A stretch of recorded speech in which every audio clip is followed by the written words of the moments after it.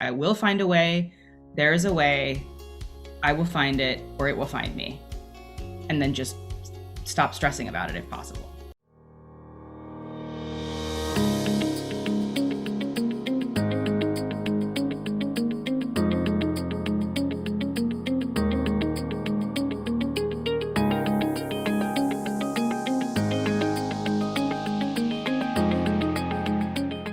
Hi, everyone. Welcome to another episode of Women Worldwide. Thank you so much for being here, for tuning in, and for showing up, and for always sharing. You're helping to grow this network, and we appreciate you. All right, I want to get right to today's topic because we have a lot to go over. The topic is resilience, and we're going to break down the word resilience with the author of a new book. Joining me on the show is Emily Rapp Black. And Emily is the author of her new memoir called Sanctuary.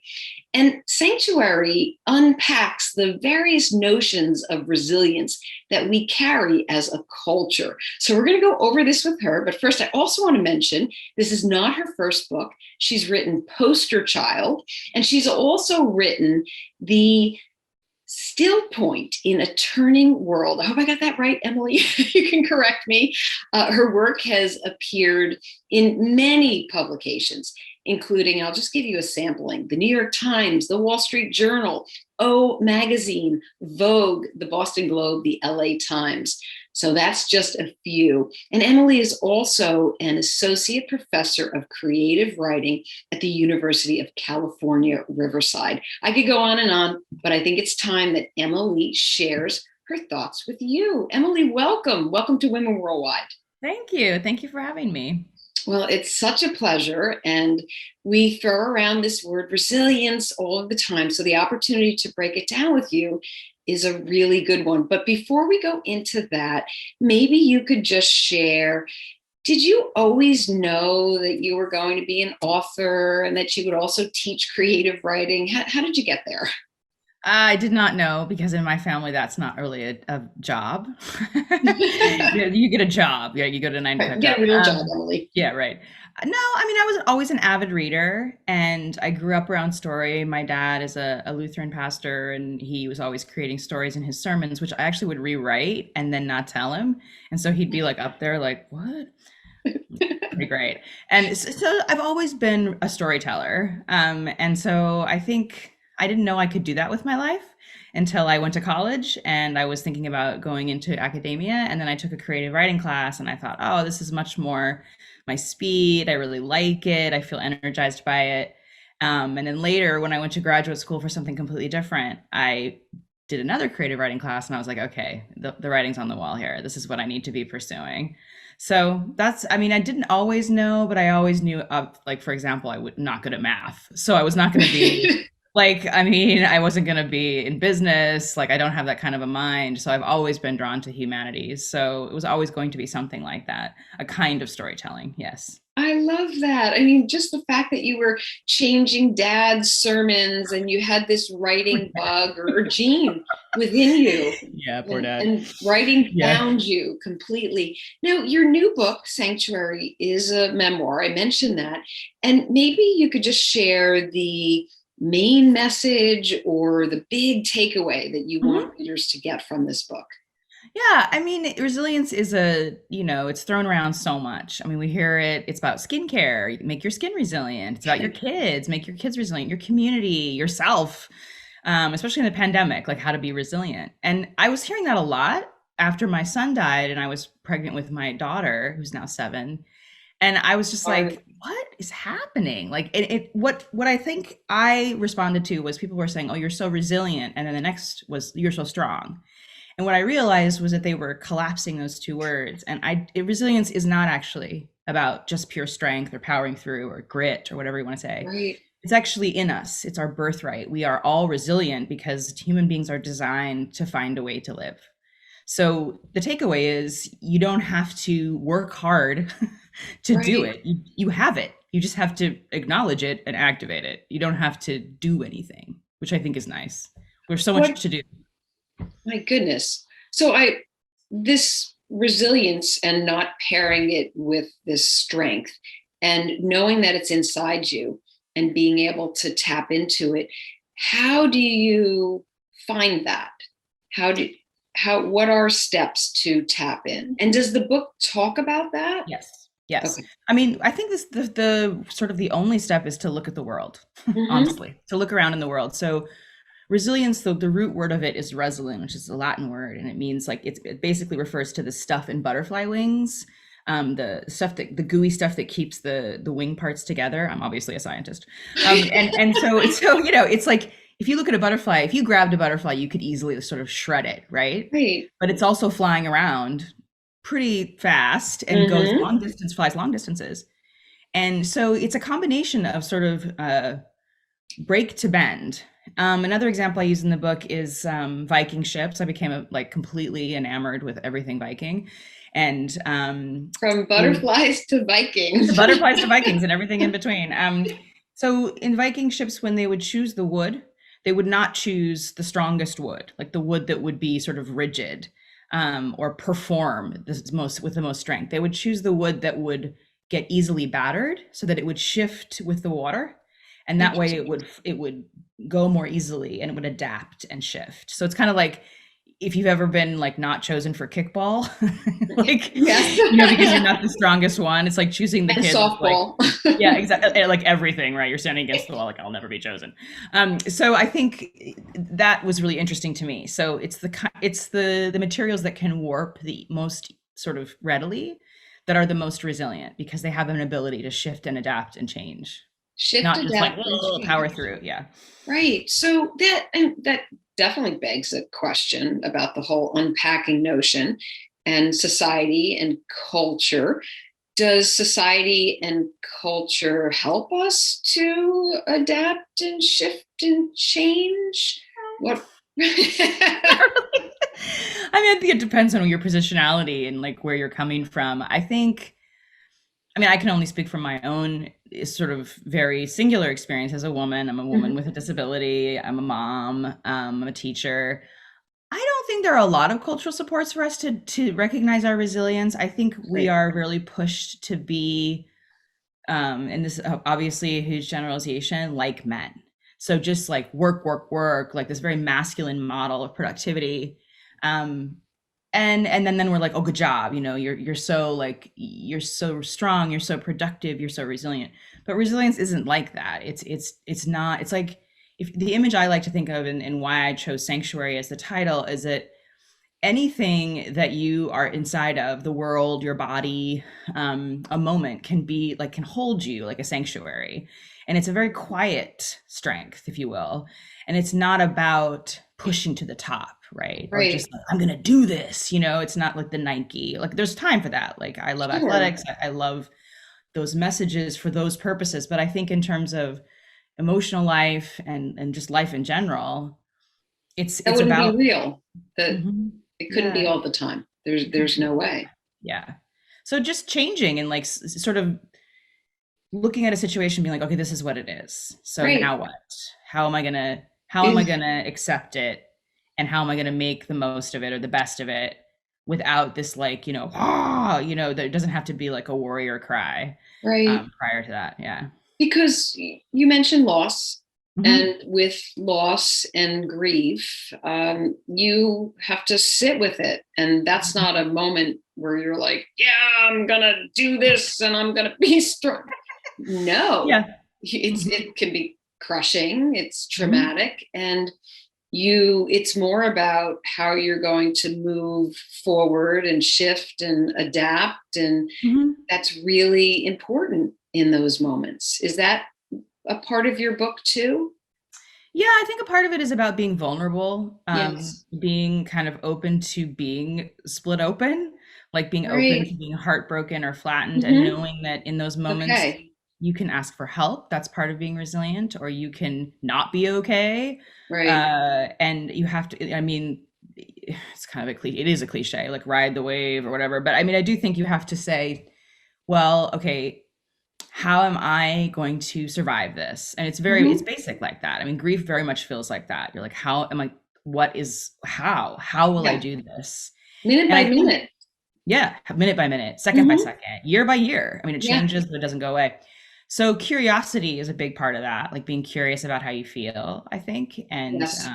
compassionate, finding people who can truly support you and not sort of create a distance, like saying, "Oh, I would die if I were you," which is my least favorite thing that people say to me, Yeah.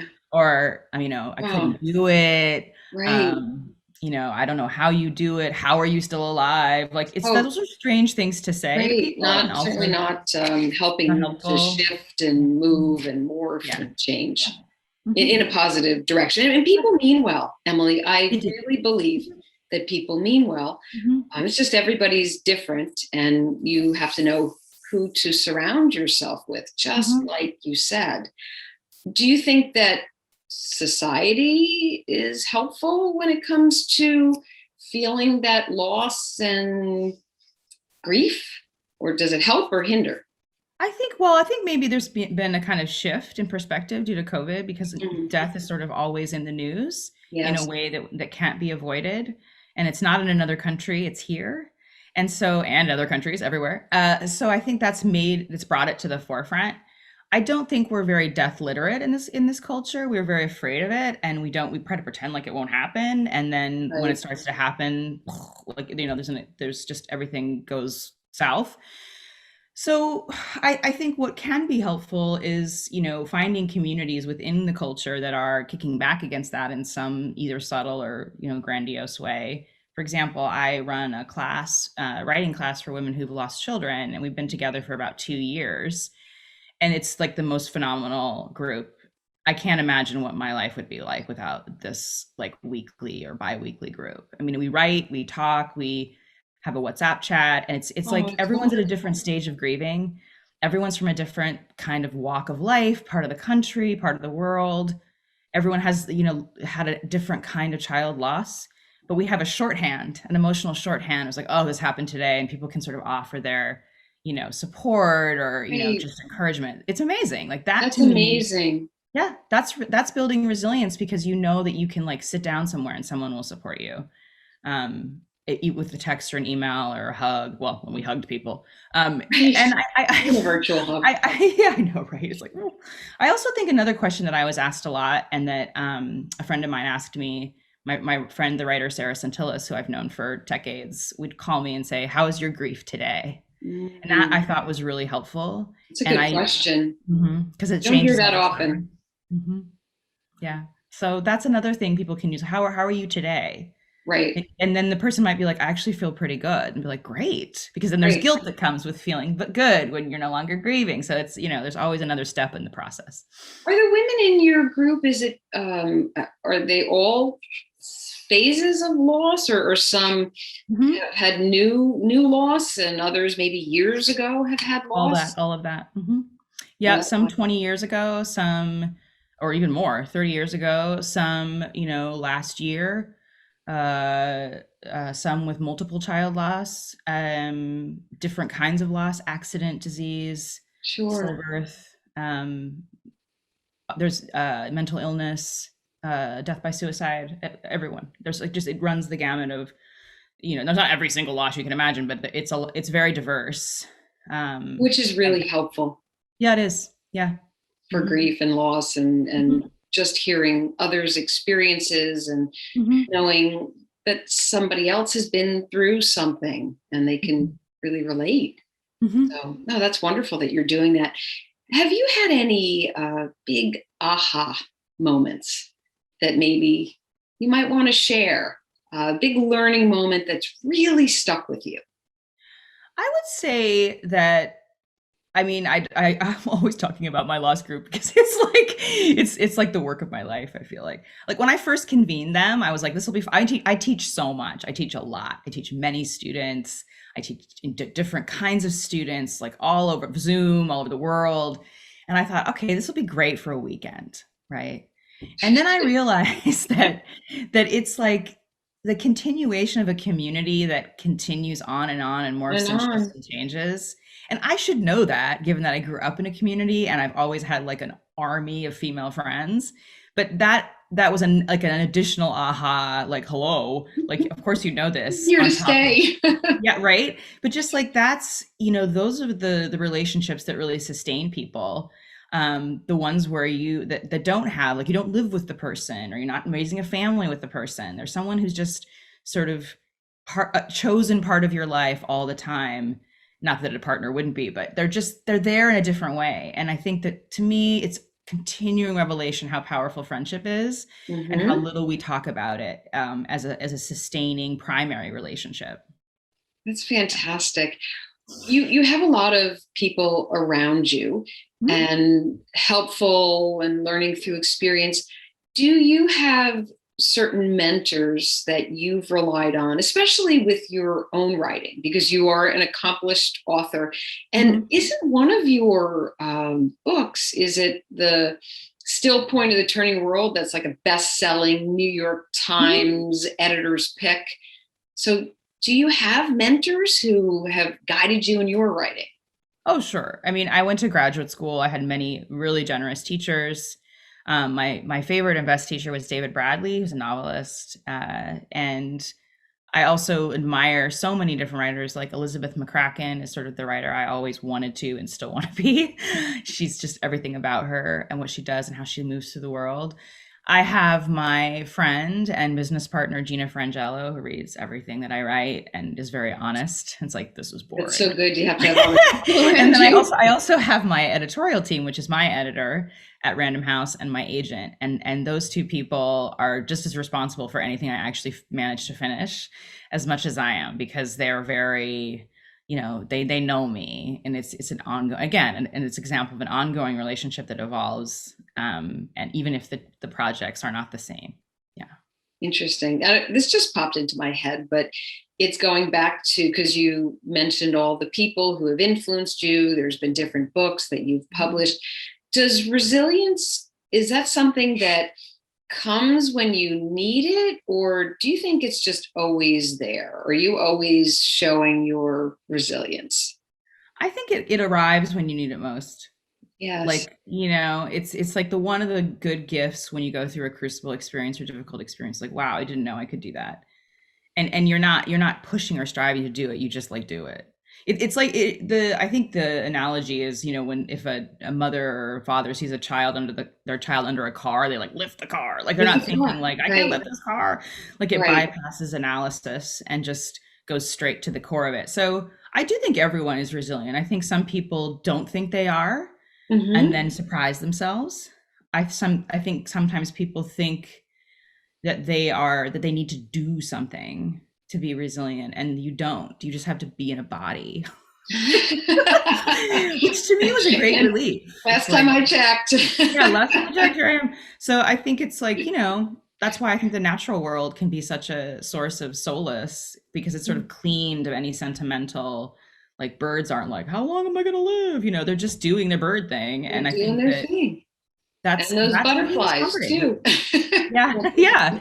Even whatever life cycle of any kind of insect or animal, they're not overthinking, as far as we know, right? So, Exactly. How do you, okay, so I know that there's probably certain times that you like to write and you feel creative, or you're doing your teaching. mhm. How do you kind of stay focused and manage all of this?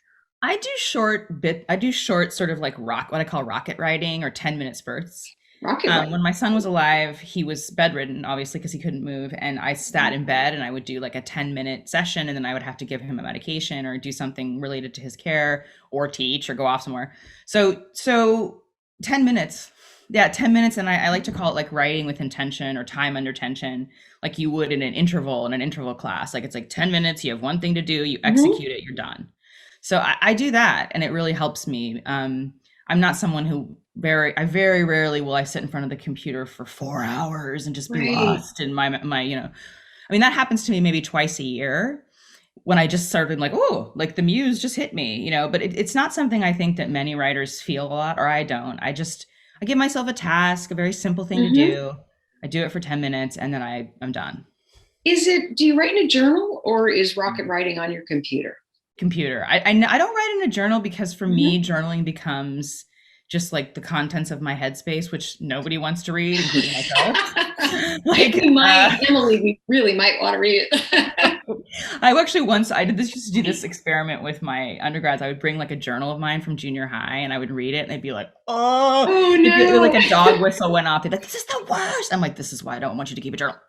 That's So I so think if you funny. say to yourself, like, okay, I'm going to write a scene where Mhm. this happens, boom, and you do that. So you give yourself a task, not a prompt, but like a thing to Mhm. do or a prompt, and you do it for 10 minutes instead of just like waiting to be inspired or sitting there. Like people don't get inspired and they're not creative when they're white knuckling their computer.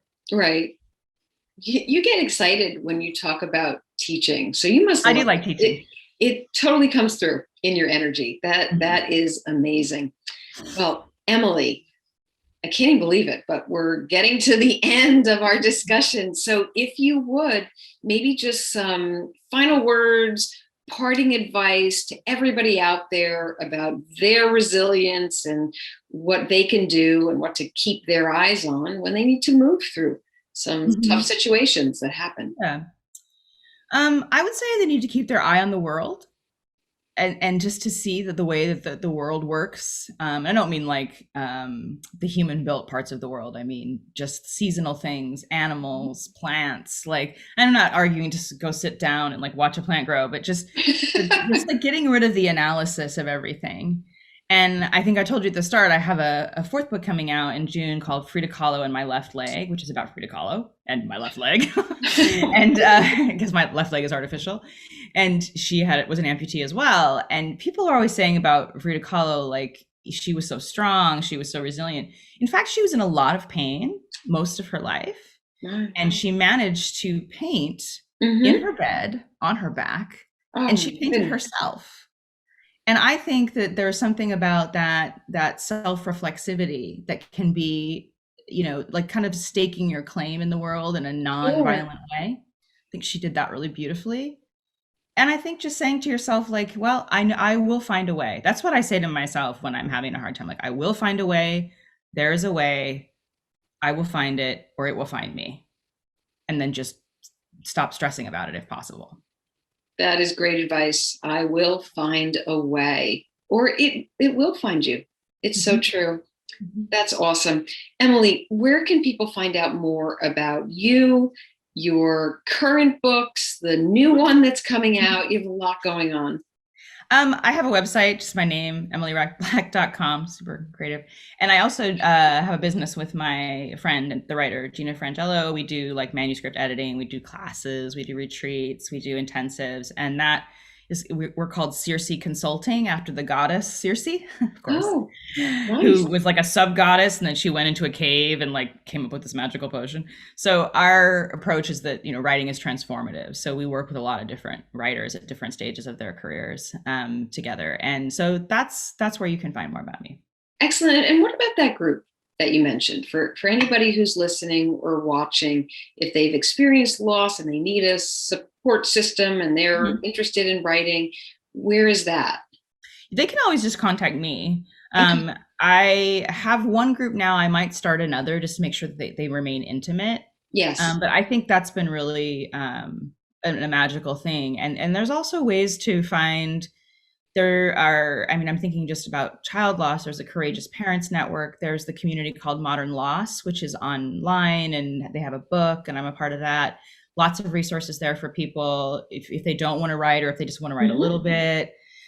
So there's a lot of things that are free, some things that aren't, but there are a lot of things they can just access online and reach out. So yeah, I'm happy to talk to anyone who was interested in some of those resources and how to Well, access them. thank you. That's great information.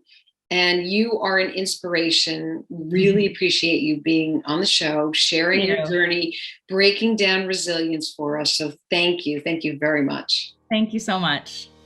Well, it was great to have you on the show. And a big thank you to all of you for tuning into Women Worldwide. Please keep the conversations going and the feedback coming. You know where to find me. I'm at Dee Breckenridge on Twitter. And you can also find me on LinkedIn, connect with me, or even email me, Deirdre at pureperformancecom with 2ms.com. Okay, thanks, friends. Please be safe, Stay energized, focused, and empowered.